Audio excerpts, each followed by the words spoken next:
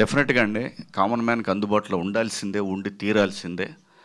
అలాగే మల్టీప్లెక్స్ల్లో వాళ్ళకి various reasons ఉండొచ్చు. మేము కట్టడానికి ఇంత అయింది, మాకు ఇంత స్టాఫ్ ఉన్నారు, మాకు ఇంతమంది ఉన్నారు, ఏదన్నా కావచ్చు. 350 కాఫీ అంటండి, 3 రోజులు తాగుతా నేను మా ఇంటి మొత్తం కలిపి. ఇది పరిస్థితి. వాటికి భయపడి చస్తున్నారు జనం. నిజం ఇది.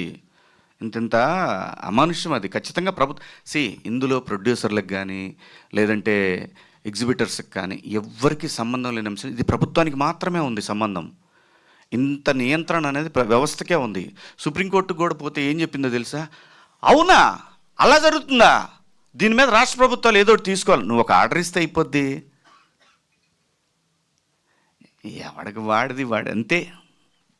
కానీ కోర్టు ఆర్డర్లు వచ్చే లోపలే మారిపోతుంది. కోర్టు ఆర్డర్ కాదు గురు, కోర్టు ఆర్డర్లు పక్కన పడాయి. అసలు ప్రభుత్వానికి అజమాయిషి తీసుకోవాల్సిన బాధ్యత ఖచ్చితంగా ఉంది. అది ఏ రాష్ట్ర ప్రభుత్వమైనా కేంద్ర ప్రభుత్వం ఎవరైనా సరే. అజమాయిషి తీసుకోపోతే నా 600 రూపాయలు పాప్కార్న్ ఏంటి, 350 రూపాయలు కాఫీ ఏంటి, పార్కింగ్ ఫీజులు అంటే తీసేశారు సినిమాలకు. మరి షాపింగ్లు మళ్ళీ గిలుతున్నారు, చిన్నగా గిలుతున్నారు. అది కూడా అక్కడ వస్తున్నాడు, ఏమంటే మీరు సినిమాకి వెళ్తున్నారు, షాపింగ్కి వెళ్తున్నారు. షాపింగ్కి వెళ్ళి సినిమాకి వెళ్తారు, నీకేంటి ప్రాబ్లం? టికెట్ల రోడ్లకి పోరాటం చేయొచ్చు కదా సార్. మీరు అందరూ ఉన్నారు, చేస్తున్నారు, నేను కూడా చెయ్యి అంట. ఓకేగా. మొన్న మీరు ఐబొమ్మ రవి ఏదైతే మాట్లాడారు దానికి మంచి పాజిటివ్ అయింది. మీ ఏదండి? ఐబొమ్మ రవి మీరు ఇట్లా పాజిటివ్గా వాడుకోండి అని మీరు చెప్పారు. జై బాలయ్య.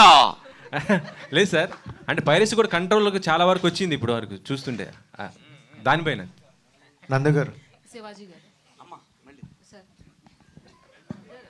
అమ్మా సార్ మంగపతితో గుర్తుండిపోయే క్యారెక్టర్ చేశారు మీరు ఆల్రెడీ. సో దండోరాలో ఎలా ఉండబోతుంది, అంటే మంగపతిని మించి ఉండబోతుందా? అంటే చాలా దాచుంచారు, ఆ లుక్స్లో అర్థమవుతుంది. సో